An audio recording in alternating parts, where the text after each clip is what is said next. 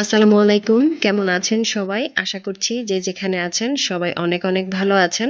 আলহামদুলিল্লাহ আমরাও সবাই ভালো আছি। এই যে গাছটা দেখতে পাচ্ছেন, এই গাছটা কিন্তু আমার প্রতিবেশী আমাকে উপহার হিসেবে দিয়ে গিয়েছে। আর বলেছে গাছটা যেন খুব যত্ন সহকারে আমার কাছে রেখে দেই।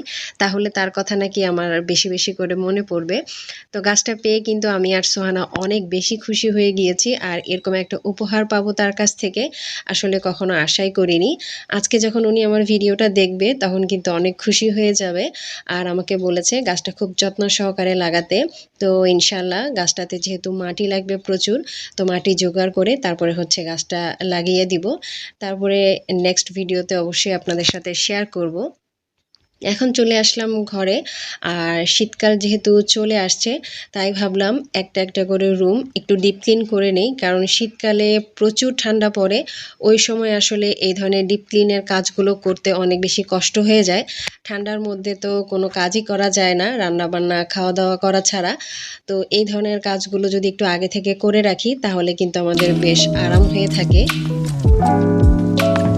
এই শেলফটাতে প্রচুর পরিমাণে ধুলা পড়েছে, যেহেতু শেলফটা আমি সবসময় ক্লিন করতে পারি না, সেই জন্য প্রচুর পরিমাণে ময়লা পড়েছে। আর বেশ কয়েকদিন আগে এত গরম ছিল যে ফ্যান তো মনে হয় 24 ঘন্টায় অন রাখতে হয়েছে। ফ্যানেরও অবস্থা ভীষণ খারাপ হয়ে গিয়েছিল, তো ফ্যানটা আমি অফ ক্যামেরায় হচ্ছে ক্লিন করে নিয়েছি। আর এখন হচ্ছে শেলফে যে ছোট ছোট জিনিসগুলো আছে সেগুলো নামিয়ে নিচ্ছি।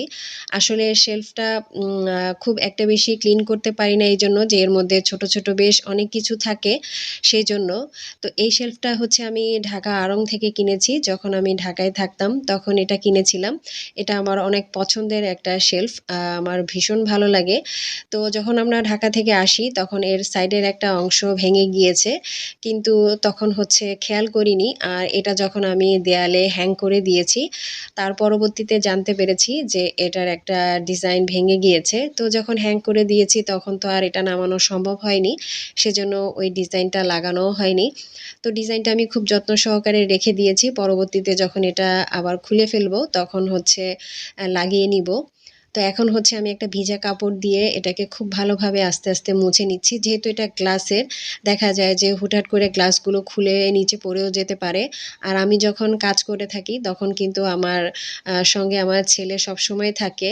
তো সেই জন্য কাজ করার সময় আমাকে অনেক বেশি সাবধানে কাজ করতে হয়। কথা বলতে বলতে আমার কিন্তু শেলফটা ক্লিন করা হয়ে গিয়েছে। আর এখন চলে যাচ্ছি আমি জানালাগুলো হচ্ছে ক্লিন করেছি সেটা একটু দেখিয়ে দিই। তো এই জানালাটা হচ্ছে অনেক বেশি নোংরা হয়েছিল, তো এটাকেও আসলে আমি ক্লিন করার সময় ক্যামেরা বন্দি করতে পারিনি, কারণ ক্লিনিংয়ের কাজ করার সময় ভিডিও করা অনেক বেশি কষ্টকর। সেজন্য তো যতটুকু আমি পেরেছি ততটুকুই আজকে আপনাদের সাথে শেয়ার করব। আশা করছি আপনারাও শীত আসার আগে এই ধরনের কাজগুলো করে নেবেন। দেখবেন ঠান্ডায় আপনাদেরও অনেকটা বেশি আরাম হয়ে থাকবে। সেলফের যে জিনিসপত্রগুলো ছিল সেগুলো আমি সব নিচে নামিয়ে নিয়েছি। আর দেখতেই পাচ্ছেন এগুলোর মধ্যে কি পরিমাণে ধুলা জমেছে। এগুলো যেহেতু উপরে থাকে আর ছোট ছোট জিনিস, তো সবসময় নিচে নামিয়ে এগুলো পরিষ্কার করা সম্ভবও হয় না। অন্য সময় দেখা যায় যেগুলো পানি দিয়ে ধোয়া যায় সেগুলো আমি পানি দিয়ে ধুয়ে নিই। তো আজকে ভাবলাম ভিজা কাপড় দিয়ে একটু পরিষ্কার করে দেখি যে এগুলো কেমন পরিষ্কার হচ্ছে। তো দেখলাম যে না, খুব সুন্দর পরিষ্কার হচ্ছে। আর কাপড়টা আমি খুব ভালোভাবে ধুয়ে তারপরে হচ্ছে এর মধ্যে এক ফোঁটা ভিম লিকুইড নিয়ে নিয়েছি, সেজন্য দেখলাম যে আরও খুব সুন্দরভাবে পরিষ্কার হয়ে যাচ্ছে। জিনিসগুলো আহামরি তেমন কোনো দামি না, তবে জিনিসগুলো সবই উপহার, সেজন্য এগুলোকে আমি খুব যত্ন সহকারে রেখে দিই। আর সেলফের মধ্যে তেমন কোনো কিছুই রাখতে পারি না, দেখা যায় যে বাহির থেকে যখন ছোট বাচ্চারা আসে সোফার উপরে উঠে শেলফের উপরে কি কি আছে সেগুলো দেখার জন্য অনেক বেশি তাদের কৌতূহল, সেজন্য তেমন কোনো কিছুই আসলে রাখতে পারি না। সেই সাথে আমার ছেলে তো রয়েছেই, নতুন কোনো কিছু দেখলেই সেটা নামিয়ে সেটা নিয়ে খেলা তার হচ্ছে খুবই সেটার উপর একদম নিতেই হবে তাকে, এমনটা করে ফেলে। তো সেই জন্য তেমন কোনো কিছু আর রাখি না। আর এই ফ্রেমের মধ্যে যে ছোট্ট বেবিটাকে দেখলেন সেটা কিন্তু আমার মেয়ে সোহানা। ও যখন প্রথম স্কুলে ওর ফর্ম জমা করতে যাওয়ার জন্য যে ছবিটা দরকার ছিল, পাসপোর্ট সাইজের একটা ছবি, তো এই ছবিটা আমরা তুলেছিলাম। তো এটা হচ্ছে আমি রেখে দিয়েছি স্মৃতি হিসেবে। এটার পিছনে একটা হচ্ছে দাঁড়া করিয়ে রাখার জন্য একটা স্ট্যান্ড ছিল, কিন্তু আমার ছেলে সেটা পেয়ে খুব সুন্দরভাবে ভেঙে ফেলেছে। তো আমি হচ্ছে সেটা আর ফেলে দিইনি, রেখে দিয়েছি যে এটা ওর পড়ার টেবিলে থাকতো। তো এখন তো আসলে অনেক কিছুই সরিয়ে রাখতে হয়, সেভাবে আর আগের মতো করে গুছিয়ে রাখতে পারি না। তো ইনশাল্লাহ যখন বাচ্চারা বড় হয়ে যাবে তখন আবারও সব কিছু ঠিকঠাক করে গুছিয়ে রাখবো। তো যাই হোক, কথা বলতে বলতেই আমি কিন্তু সব কিছু ক্লিন করে নিয়েছি আর সেলফটাকেও গুছিয়ে নিয়েছি। তো দেখেন কতটা সুন্দর লাগছে। আর যেহেতু পরিষ্কার করেছি, আসলে সব জিনিস একটু পরিষ্কার পরিচ্ছন্ন করার পরে দেখতে অনেক বেশি ভালো লাগে। তো শেলফটা পরিষ্কার হয়ে গিয়েছে, আর ওইটা পরিষ্কার করা যেহেতু একটু সময় সাপেক্ষ, সেজন্য ওইটাই আগে পরিষ্কার করেছি। আর ঝুল ঝাড়ার পর ফ্যানটাকে মুছে নিয়েছি, সেই সাথে জানলাগুলোও মুছেছি। তো মোছার পর হচ্ছে ড্রয়িং রুমের অবস্থা কিন্তু খুবই খারাপ হয়ে গিয়েছে, প্রচুর পরিমাণে ময়লা পড়েছে। আর সোফাটা যখন সরিয়েছি তখন দেখলাম পিছন দিকে অনেক ময়লা। যদিও আমি প্রায় দিনই হচ্ছে একটু খুব ভালোভাবে ঝাড়ু দেওয়ার চেষ্টা করি, তো সব সময় তো আসলে এভাবে সরিয়ে সরিয়ে ঝাড়ু দেওয়া সম্ভব হয় না। তো সেই দিন অবশ্য সোহানা বাসায় ছিল, সেজন্য আমার অনেকটা হেল্প হয়েছে। আর এই কাজগুলো দেখা যায় যে আমি যদি রেখে দেই তো আমার হেল্পিং হ্যান্ড আসতে আসতে অনেক লেট করে। আর এগুলো যদি আমি এভাবেই এলোমেলোভাবে রেখে দিই তো দেখা যাবে সেদিন সে বলবে আমাকে ফোন দিয়ে যে আপা আজকে যেতে পারবো না। সেজন্য আমি আসলে কোনো কাজ তার জন্য রেখে দেই না, দেখা যায় যে নিজেই করার চেষ্টা করি। আর পূজার ছুটিতে যেহেতু বাচ্চারা ছিল, সেজন্য আসলে সেরকম নির্দিষ্ট সময় নিয়ে অন্যান্য কাজগুলো করতে হয় না। তা না হলে বাচ্চাদের আসলে স্কুল থাকলে এই কাজগুলো করার তেমন কোনো সময় পাওয়া যায় না। সেজন্যই ভাবলাম সেই ছুটিতে এই কাজগুলো শেষ করে ফেলি। আর টুকটাক যে ক্লিনিংয়ের কাজগুলো থাকবে সেগুলো আর দেখা যায় যে একা একাই করা যায়, সেজন্য।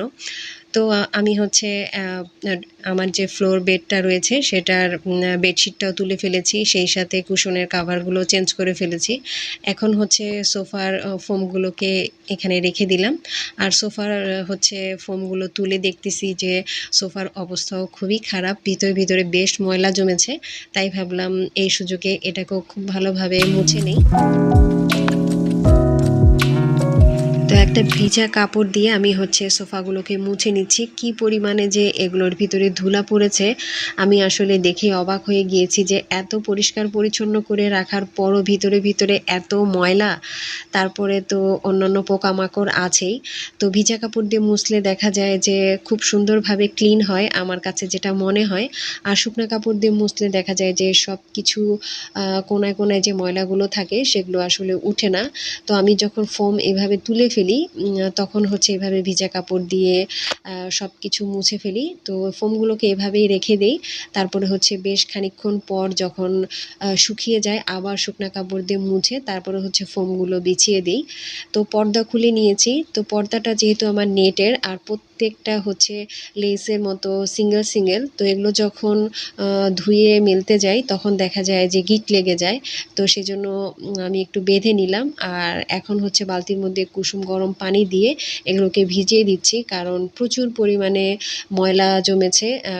আর যেহেতু নেটের ভিতরে প্রচুর পরিমাণে ধুলাবালি আটকে থাকে, তো সেজন্য হালকা একটু কুসুম গরম পানি করে আমি পর্দাগুলো ভিজিয়ে দিচ্ছি।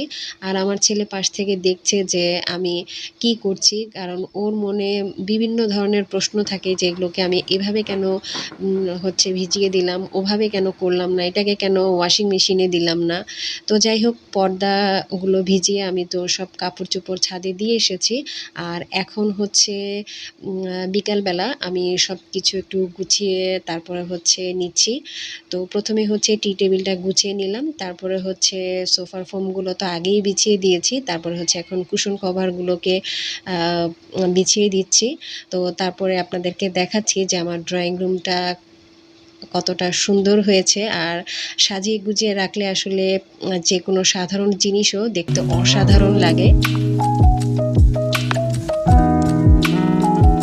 তো সব কিছু মোটামুটি গোছানো হয়ে গিয়েছে। এখন হচ্ছে ফ্লোর বেডটা আমি একটু গুছিয়ে নিচ্ছি। এটাতে যেহেতু আমার 2 বাচ্চাই বসে টিভি দেখে খাওয়া দাওয়া করে, তো সেজন্য আমি একটা কালারফুল বেড কভার দিয়েছি। সেই সাথে হচ্ছে 2টা কুশনও কালারফুল দিয়েছি আর একটু ম্যাচিং করার চেষ্টা করেছি। ওগুলো কিন্তু ওড়না দিয়ে তৈরি করা, আমি কিন্তু বাসায় তৈরি করেছি। আর আমার কাছে যে অবশিষ্ট কিছু কাপড় চোপড় থাকে যেগুলো আসলে ব্যবহার হয় না, সেগুলো দিয়ে আমি এইভাবে কুশন কাভার তৈরি করে তারপর হচ্ছে ম্যাচিং করে ব্যবহার করে থাকি। আমার কাছে বেশ ভালোই লাগে। আর এদিকে হচ্ছে আমি ক্যাবিনেটটার উপরটা গুছিয়ে নিলাম। তো ওর মধ্যে হচ্ছে আমাদের মোবাইল, তারপর হচ্ছে রিমোট, অন্যান্য চাবি, এই ধরনের জরুরি যে জিনিসপত্রগুলো আছে সেগুলো থাকে, যেগুলো সবসময় আমরা হাতের নাগালেই পেয়ে থাকি। এই ধরনের জিনিসগুলোই আমরা ওখানে রাখি। আর পুরো ড্রয়িং রুমের যে কুশন কাভার এবং অন্যান্য যে কাভারগুলো রয়েছে পর্দার সাথে, তো সব কিছুই কিন্তু আমি ধুয়ে নিয়েছিলাম। আর সেদিন কিন্তু অনেক সুন্দর রোদও উঠেছিল, তো যার দরুন কাজ করতেও কিন্তু বেশ ভালো লাগছিল। তো শীতের আগে তো আমার অর্ধেক কাজ মোটামুটি গোছানো হয়ে গিয়েছে। আপনারাও কিন্তু চাইলে এভাবে এক একটা রুম এক এক দিন ডিপ ক্লিন করে রাখতে পারেন, দেখবেন শীতে অনেকটা আরাম পাবেন। একদিন একটু কষ্ট করে আপনিও এভাবে ডিপ ক্লিনিংয়ের কাজগুলো করে নিতে পারেন। আমি যেভাবে করে নিয়েছি আমার কিন্তু মোটামুটি সব ঘরের কাজগুলো কমপ্লিট হয়ে গিয়েছে। আপনারা কে কে করেছেন অবশ্যই কিন্তু আমাকে কমেন্ট করে জানাবেন। আর এই হচ্ছে আমার ড্রয়িং রুমের ফাইনাল লুক। গোছানোটা কেমন হয়েছে এটা কিন্তু কমেন্টের মাধ্যমে জানাতে ভুলবেন না। আর আজকের ভিডিওটা কেমন লাগলো, ভিডিওটা ভালো লাগলে অবশ্যই একটা লাইক দিয়ে দিবেন। যারা এখন পর্যন্ত আমার চ্যানেলটাকে সাবস্ক্রাইব করেননি, সাবস্ক্রাইব করে আমার পাশেই থাকবেন। আর যারা অলরেডি কাজটা করে ফেলেছেন তাদের সবাইকে অসংখ্য অসংখ্য ধন্যবাদ। পরবর্তীতে আবারও ভিডিও নিয়ে হাজির হয়ে যাব। ততক্ষণ পর্যন্ত সবাই ভালো থাকবেন। আজ এ পর্যন্তই। আল্লাহ হাফেজ।